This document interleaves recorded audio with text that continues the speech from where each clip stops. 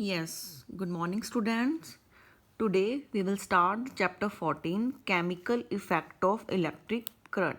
So in the chapter 14 we will discuss the topics firstly 1 to 20 elements, their name, symbol, atomic numbers, electronic configuration, valence electron and valency. Then we will discuss the formula making, journal balancing and equation, then conducting properties, chemical effects of electric current, then we will discuss electroplating. So we will start from 1 to 20 elements. So the first 20 elements of the periodic table have been tabled below. So this is the serial number 1 to 20 and the serial number is same as that of atomic number. So atomic number is denoted by Z. So we have the first element that has atomic number 1 and serial number 1 in the periodic table is hydrogen and it has a symbol H. Similarly, helium has symbol He, lithium has symbol Li and atomic number is 3. So this is the sequence of first 20 elements and their symbols. The serial number is same as that of atomic number. As you can see, the potassium has serial number 19 and it has a symbol K and atomic number is 19. So atomic number is denoted by Z and it is also equal to number of electrons present in an element or an atom, as these are the first 20 elements. Clear? Next we have the table. Here in this table we have the elements, then we have the symbols, then we have the number of electrons, and then we have the shells. First shell, K shell, then L shell, then M, then N, then up to so on. So this is the nucleus and these are the orbits. Okay, first orbit is known as K, second orbit is known as L, then next is known as M, then up to so on, and in the center it has the nucleus. Okay, and the number of electron will always be there in the orbit. So first orbit is K. So number of electron in first orbit is 2, then second is 8, third is 8 and next up to so on like K, L, M, N, O. Okay. So first shell has 2 electrons, second shell has 8 electron, next has 8. So the sequence is like this 2, 8, 8, 18 and 32 up to so on. Let's take the example of oxygen. Oxygen has an atomic number. Let's check the atomic number of oxygen. As you can see, the oxygen has atomic number 8. Okay. And symbol is O. So, the atomic number of oxygen is 8 and its electronic configuration is 2, 6. 6 and 2 is 8.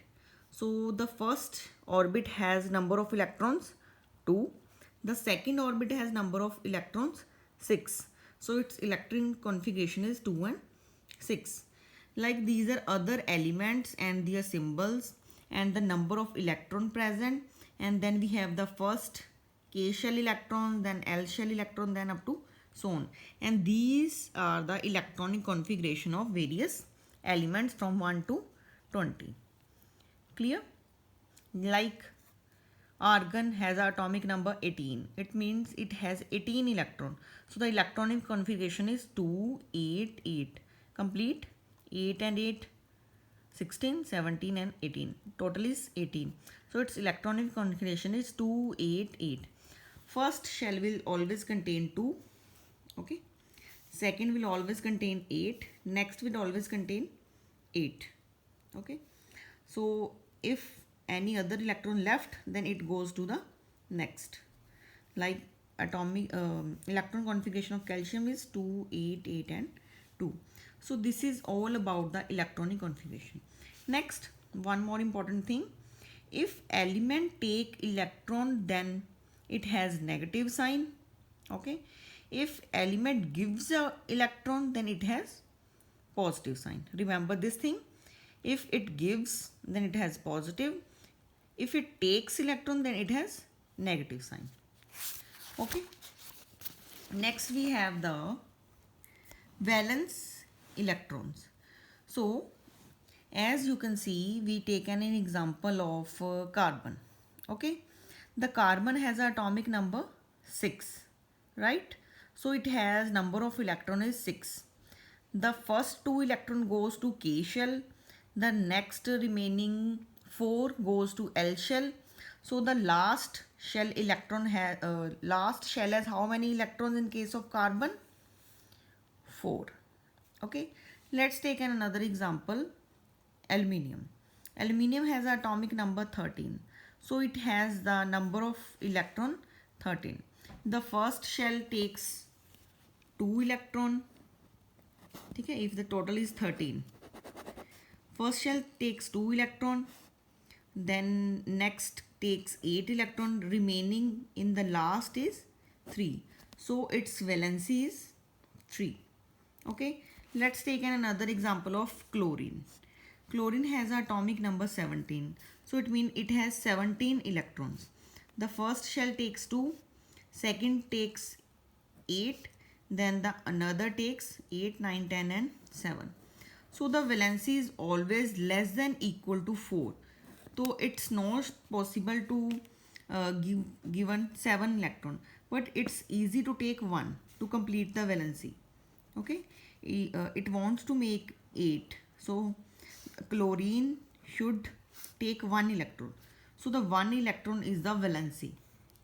In case of chlorine, the valency is 1 because it needs 1 electron to complete its order. Okay, so its valency is 1. So you also one more thing, the valency is always less than or equal to 4. It's never more than 4. As in case of chlorine, the outer shell electron has 7 electrons, but 7 is greater than 4. So we take now the remaining deficiency of electrons here. The deficiency of electron is 1. So it required 1 electron. So its deficiency valency is 1. Clear? There are more examples. Next we have the atomic structure. This is the atomic structure, means K shell, L shell. Okay? As you can see in case of magnesium. Okay? Magnesium or sodium. We take the sodium. Sodium has atomic number 11 and it has valency.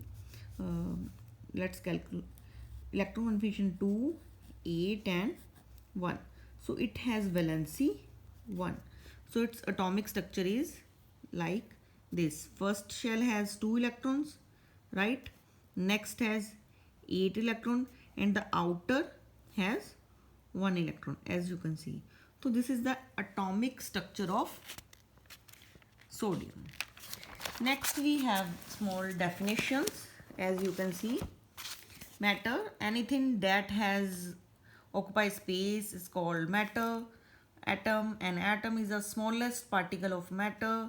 Molecule, atom combine in a different ratio to form a molecule. Element, an element is a pure substance that is made from a single type of atom. Element are the building blocks of all matter in the world, like hydrogen and oxygen are the elements. As we already discussed the 20 elements, okay, or 20 elements. So these are elements. Next we have the compound. Now what are compounds? Atom of different element combined in different ratio to form molecule of compound. Okay, different ratio to form. Next, cation, atom which has a positive valency. These are important. Cation are those which has the positive valency. What about the anion? The anion are those which has the negative valency. Clear?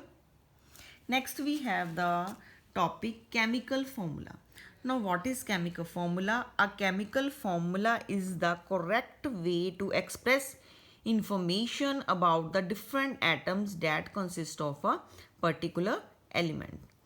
Rules for writing chemical formula: cation should always be written in the first and anion should always be written on the next to the cation. So firstly we written the cation, then we written the anion. Let's take an example. We have the sodium chloride. Sodium is a cation, okay, and cation we always written on the first. So we written the sodium at first. Then we have the anion. Anion, sodium is the cation and the chloride is the anion. So anion is written next to the cation. So Na is cation and chloride is anion. As we know, the sodium has valency +1. So it is written here +1. Why it is +1? As we discussed in the case of sodium, it can take 1 electron, but it can't take 7 to complete its valency. So it's better to lose, and it's not good to take 7 electrons. So sodium always loses 1 electron. So the thing which loses, that has positive valency. So sodium has +1, and chloride, as we already discussed, chloride has a valency 1, but it required 1 electron to complete its octet, means it's 8. So it's required means it wants to take 1 electron, so valency is negative. Then we cross over 1 here, then 1 here, cancel out 1 to 1, then NaCl. So these are the rules. Valency should always be written on right at the top as we written. Then no need to bring the sign, just take the valency. Means no need to take the positive and negative, just take the valency 1 or 2. If number or valency is same, then cancel. If I write 3 here, then it will cancel out. 4 here, cancel out. So valency is cancelled out and net result is written here. So NaCl is the chemical formula of sodium chloride. Next we have the another examples. You can check and try to do yourself. These are the examples I am showing. Okay. Next we have the general balancing of equation. Now what is the meaning of balancing equation? In a reaction, atom are neither be created or destroyed. So a chemical equation must have an equal number of each type of atom, both the sides. So these are the reactants on the left side, or these are the product on the right side. The number of atoms, the reactant should always be equal to number of products, element at the products. Let's take an example. We can only change the coefficient. Remember this thing, this is most important. We can only change the coefficient, but we never change the subscript. Like 4 is subscript here, we never change it. So we have the reaction CH4 plus Cl2 gives CCl4 and HCl. So firstly, in case we have 1 carbon is here, 4 hydrogen is here, and 2 chlorine is here. And on the right side we have 1 carbon, 1 hydrogen and chlorine 5. So this distribution is different. Okay, 1 here, 4 here, not equal. So we to make these equal, we should write the coefficient here to balance the equation. So if I write 4 here, okay, and 4 here, okay, then the reaction is balanced. Carbon is 1, hydrogen is 4, but chlorine is 2. Now the chlorine 2 1 the 2. So chlorine is 2, but here when I balanced 4 2s the 8. It is balanced 1 4 8. Next, if I write 4 here before the H. So if I multiply this 4 into 1, 4, 4 into 1, okay, 4 chlorine is here, 4 chlorine is here, 4 4 8. So the reaction is balanced. Left hand side is equal to right hand side. Let's take another example. Here we have the reaction. The left hand side phosphorus is 4, oxygen is 11, hydrogen is 2. On the right side we have phosphorus is 1, hydrogen is 3 and oxygen is 4. Now phosphorus 4 here, 1 here. What we have to do, if I placed 6 here and 4 here, then the reaction is balanced, as you can see. So we have to balance the reaction by placing coefficients. So the number of atoms on the left hand side is equals to number of atoms on the right side. So this is unbalanced equation and this is balanced equation. Okay. Okay, then next we have the chapter